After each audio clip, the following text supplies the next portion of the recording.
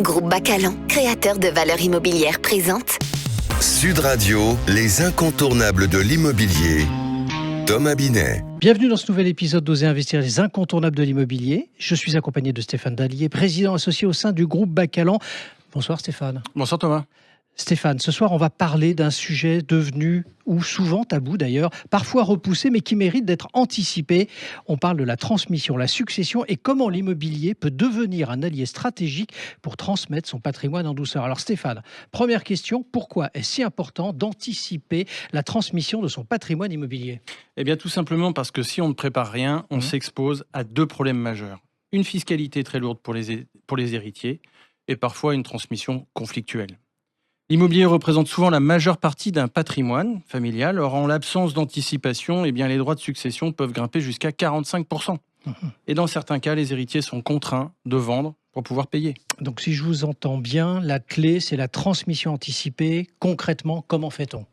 La première piste, c'est de donner de son vivant. Chaque parent peut donner jusqu'à 100 000 € par enfant tous les 15 ans, sans aucun droit à payer.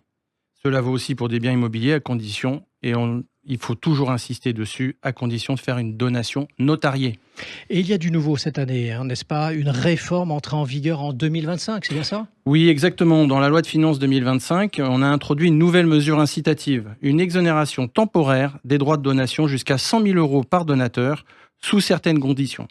La première, c'est que l'argent doit être utilisé par le bénéficiaire pour acheter un bien immobilier neuf, ou pour financer des travaux de rénovation énergétique importants sur un logement, évidemment destiné à devenir sa résidence principale. Donc en clair, on peut aider ses enfants à devenir propriétaires ou à rénover leur logement tout en optimisant fiscalement. Exactement, c'est un vrai levier patrimonial. On transmet de son vivant de façon ciblée, utile et surtout hors fiscalité.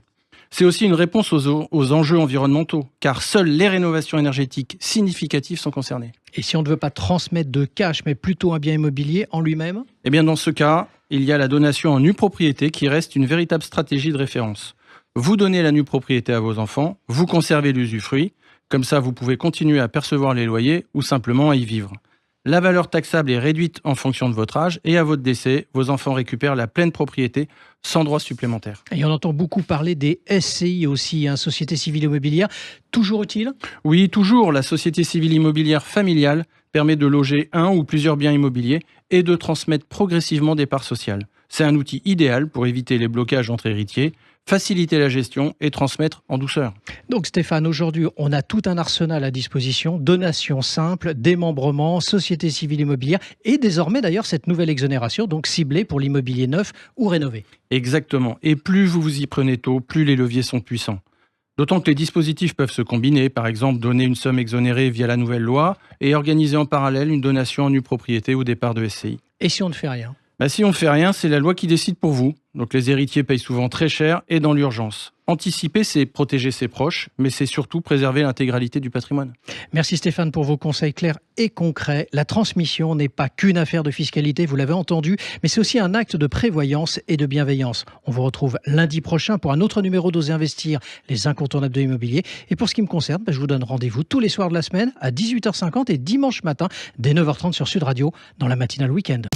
Sud Radio, les incontournables de l'immobilier. Thomas Binet. avec Groupe Bacalan, créateur de valeurs immobilières.